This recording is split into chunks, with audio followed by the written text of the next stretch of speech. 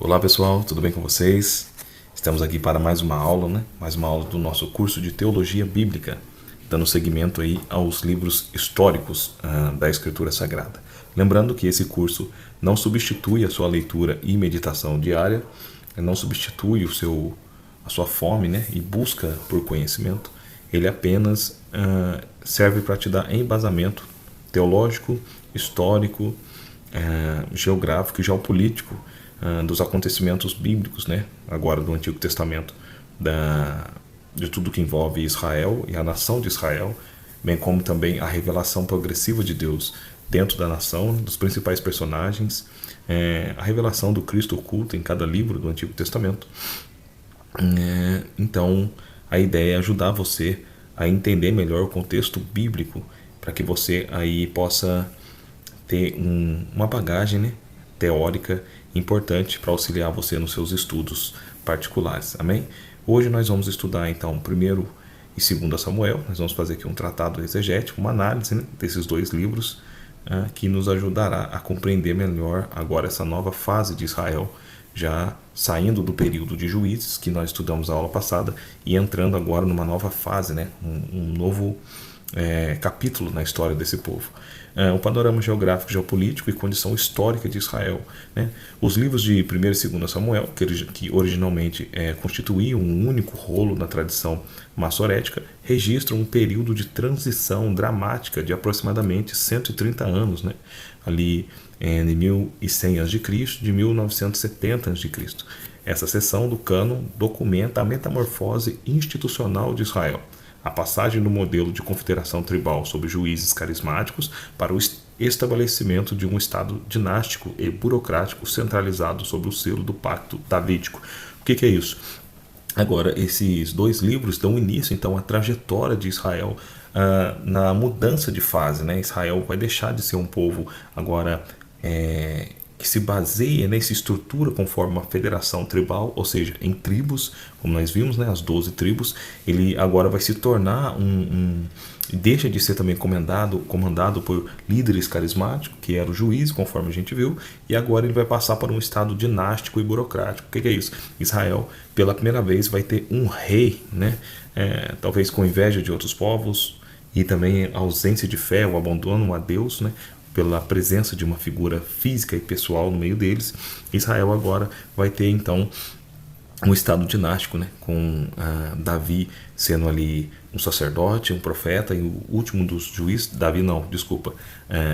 Samuel sendo ali o último grande juiz, né, também grande profeta e sacerdote, exercendo ali os 3 ofícios, então, que dão embasamento, estruturação, respaldo, né, direção a essa nação de Israel. Então esses livros agora, 1º e 2 Samuel, 1º e 2 Reis e os outros históricos que nós trataremos adiante, eles então trabalham essa nova fase da caminhada de Israel para uma direção agora dinástica, ou seja, onde eles terão um rei, né, e o selo é o pacto davídico, né, onde Deus, mais para frente nós veremos, diz que ele estabeleceria um trono, né, para Davi, e esse trono não passaria jamais, ou seja, a promessa do Messias, né, do descendente de Davi, que assentaria no trono para sempre. Então, a condição interna de Israel é o fim do período do juízo, né?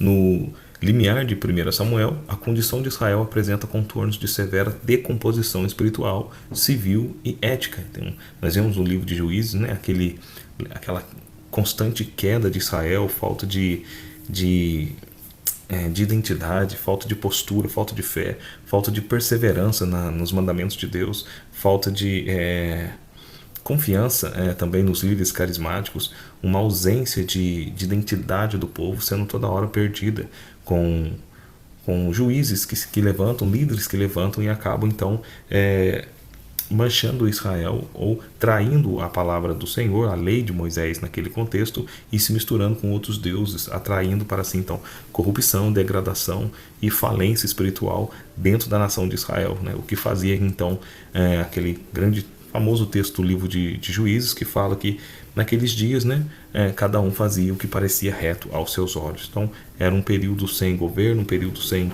liderança estrutural, né, um período sem capacitação ali de líderes e e uma estruturação formal que pudesse dar direção então a Israel como nação, como povo. Siló, o centro cultico onde repousava o tabernáculo e a arca da aliança, era governado por um sacerdócio espiritualmente corrompido, representado pelos filhos de Eli, Ofni e Finéias, que todos vocês já conhecem. Depois, se vocês tiverem um tempinho, abra lá o livro de 1 Samuel, leia, você vai ver como eles cometiam pecado ali na entrada da tenda da congregação, né, perto da arca da aliança. Cometiam ali grandes atos que infringiam a lei estabelecida, os princípios, né, por Moisés ensinados lá em Deuteronômio.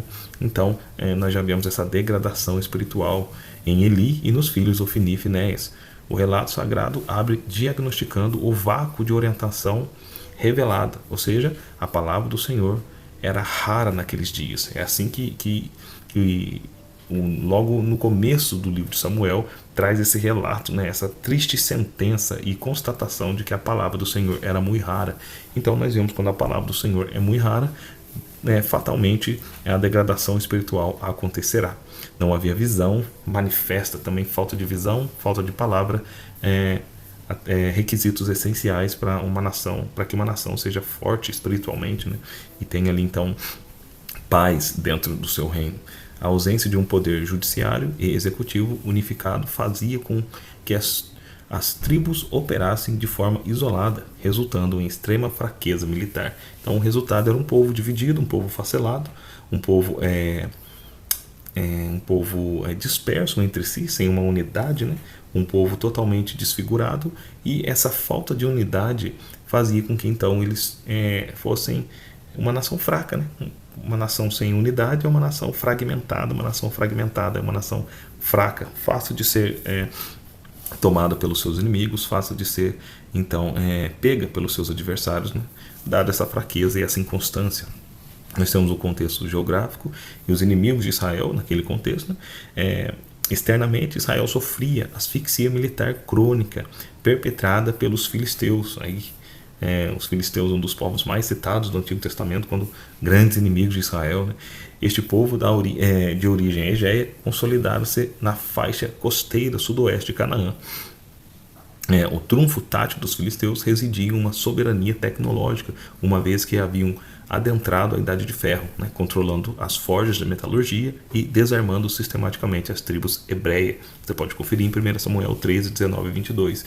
Esse povo saiu na frente de Israel no que tange a tecnologia, porque eles já dominavam o ferro, né, já tinha a metalurgia como prática dentro de si. Então suas armaduras, as suas armas, os seus carros, né, ali já eram bem mais fortes e bem mais estruturados, que faziam deles povos temidos e respeitados, né, diante o seu poder tecnológico e a dominação ali do ferro, né, capacidade de forjar armamentos e equipamentos que auxiliavam eles então nas guerras e davam a eles grande vantagem em relação aos outros povos.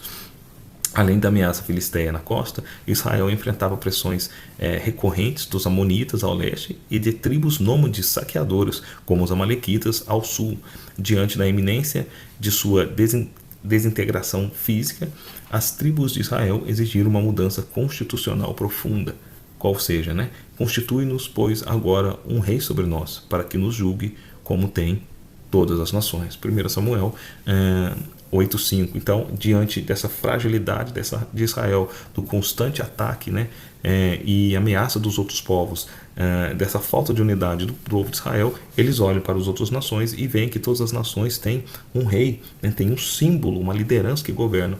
Então, eles querem a presença de um rei físico e pedem a Deus um rei, fazendo assim então a rejeição da direção de Yahvé, do Senhor, né, que até então era quem tentava ali de alguma forma ordenar Israel, santificar Israel, purificar Israel por meio de princípios e ordenanças que servissem para conduzir o povo então na jornada, né, rumo até essa terra prometida. Então eles agora pedem um rei, né, pedem um rei em que eles possam olhar e sentir firmeza, né, politicamente. Isso representa o encerramento da teocracia direta em favor de um regime monárquico institucionalizado. Então, um povo guiado e orientado diretamente por Deus por meio dos seus sacerdotes, né, e líderes espirituais, agora deixa essa liderança para então fazer essa mudança de teocracia, que é Deus que dominava o povo, Deus que orientava o povo, a favor de um regime monárquico, ou seja, agora tem um rei, um líder, né,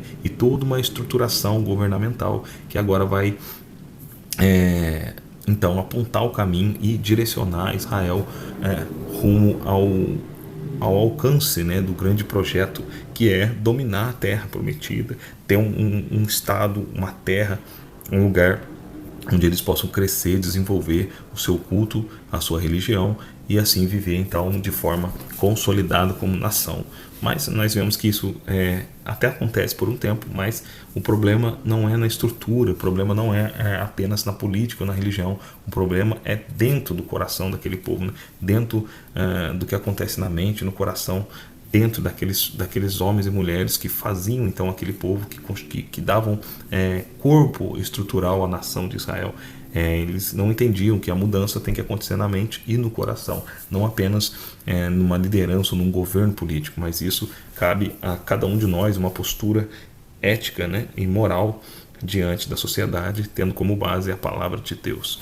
A estrutura teológica e os eixos biográficos desse livro. O que é isso, né? A narrativa de Samuel desenvolve-se de maneira sofisticada sobre a intersecção biográfica e ministerial de três grandes líderes pautados por diferentes dinâmicas com a aliança.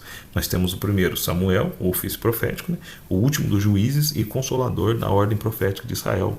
Ele atua como uma voz jurisprudencial da aliança, agindo como freio ético sobre os abusos do poder monárquico. Então Israel agora é um líder, né, um último juiz, profeta e sacerdote de Deus que atua agora sendo o conselheiro do rei, né? Atua ali sendo o grande conselheiro espiritual da nação, para dar sabedoria também aos grandes reis, né, que se levantaram, né, como Saul e Davi, apontando ali como profeta de Deus o caminho a ser seguido, servindo então como um porta-voz de Deus, um conselheiro, né, ali na corte monárquica, que pudesse então apontar e orientar o rei na liderança daquele povo. Nós temos Saul, a monarquia antropocêntrica, que é escolhido sob o crivo das aparências e da estética da força militar demandada pelo povo. Então, era alguém que foi escolhido pelo povo, né, porque tinha uma aparência, tinha uma estética visual ali que agradava, né, alto, forte, belo, todo o estereótipo que um rei tinha que ter, né, para aquele povo, para aquela nação, para que desse ali criasse um tipo de respeito, né, e de autoridade para aqueles homens. Porém, era apenas isso, né? Intelectualmente e espiritualmente ele deixou a desejar, desviando-se da presença de Deus. Apesar de sua bravura inicial, revelou-se impaciente na liturgia e insubmisso aos mandamentos explícitos da aliança, né? O que determinou a rejeição divina da sua dinastia. Então, toda essa aparência de Saul não ajudou ele no que concernia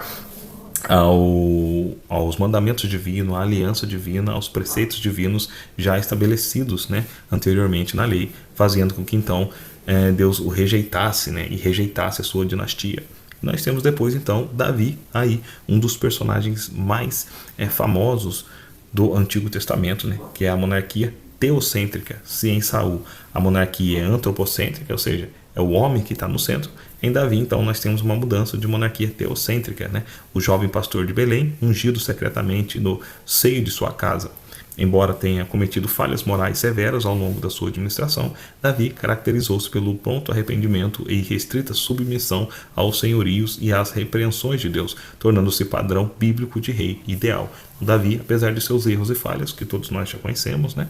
Ele agora se põe como alguém ensinável, alguém que é possível, né, ser corrigido, ser repreendido, alguém humilde e pronto para o arrependimento, o que fazia dele então um grande rei e um homem escolhido a Deus, por Deus, que agradara então o coração de Deus, né, fazendo com que Deus estivesse no centro mais uma vez da liderança. Por isso então a monarquia teocêntrica. Davi resgata, né, o culto a Deus, os princípios ensinados na lei, e passa então a uma monarquia teocêntrica, traz Deus de volta, sendo um rei ali que agrada o coração do Senhor.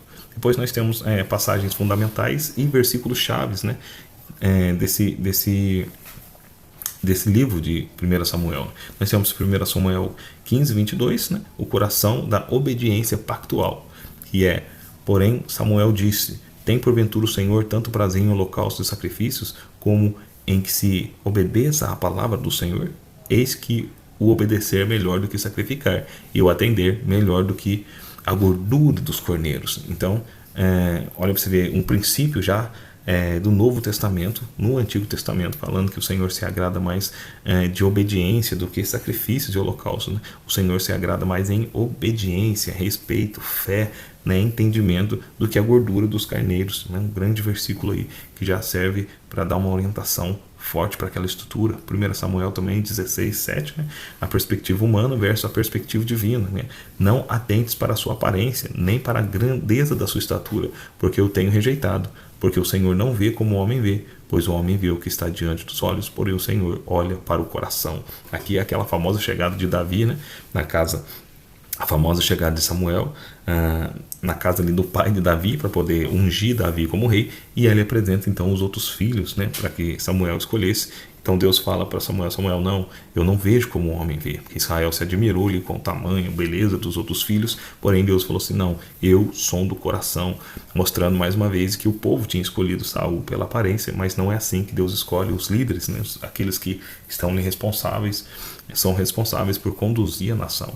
E é isso que nós temos que ter em mente, né? Não é aparência, não é formosura, não é a presença ou o status que a pessoa tem, mas sim o coração, né? Como essa pessoa, como é o coração dessa pessoa, né? Se ela é misericordiosa, bondosa, ensinável, capaz de se arrepender, né, e de se afastar do mal. Nós temos também 2 Samuel 7,16, o pacto davídico, né? Porém, a tua casa e do teu reino serão firmados para sempre diante de ti, e o teu trono será firme para sempre.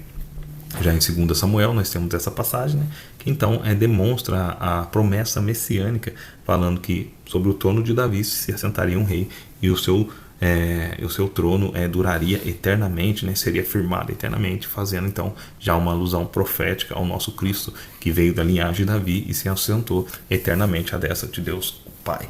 Nós temos também referências, né, ocultas e tipologias de Cristo dentro desses dois livros, né? Que a temática geral desses dois livros é essa: é a estruturação de Israel, né?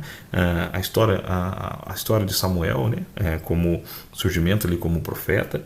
Depois nós temos também a passagem da monarquia para Saul, depois para Davi, e por fim então nós temos também de Davi para Salomão, que é o que fecha esses dois livros, né, e dá início depois a 1ª e 2ª Reis, que nós estudaremos mais adiante.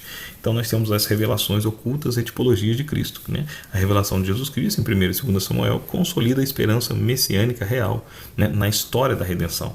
Ele se manifesta não apenas de modo periférico, mas no cerne do desenvolvimento dos ofícios da aliança. Nós temos a primeira proclamação do Messias, né? O cântico profeta de Ana, em 1 Samuel 2,10, né? Antecipa a realidade monárquica de Deus antes mesmo do estabelecimento do primeiro reino terreno.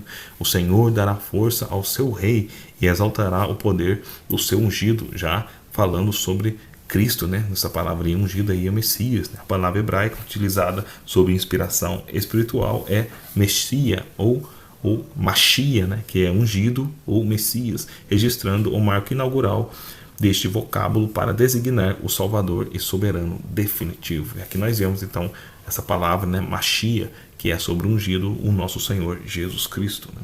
Nós temos também Davi como tipo do rei sofredor e triunfante. A jornada histórica de Davi serve como retrato tipológico vivido da soteriologia de Jesus Cristo, né? Por exemplo, origem e eleição.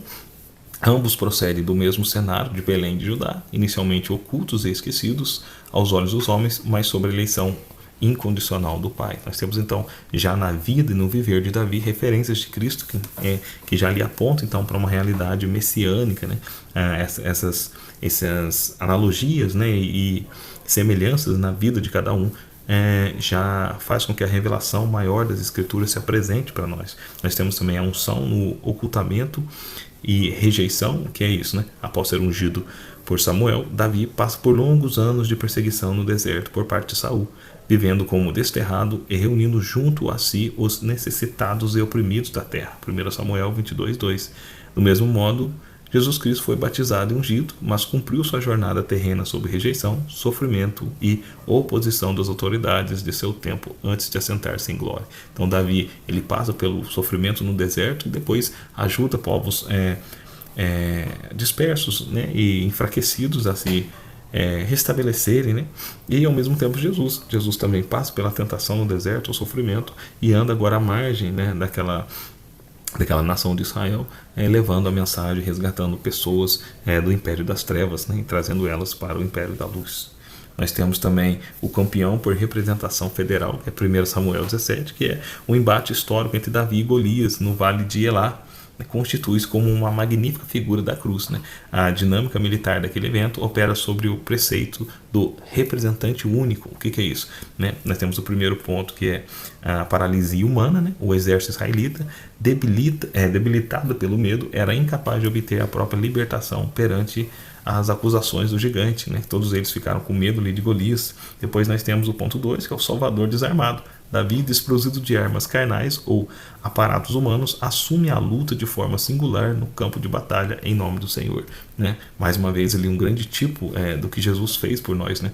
Uma luta sem armas humanas, vamos dizer assim, simplesmente com aquilo que ele tinha. Davi, com a funda, né, atinge o Golias, mas Jesus é sem armas humanas, né? Ele consegue vencer o grande gigante da morte, então nos resgatar aí da maldição da lei, né, daquilo que gerava inimizade entre nós e Deus.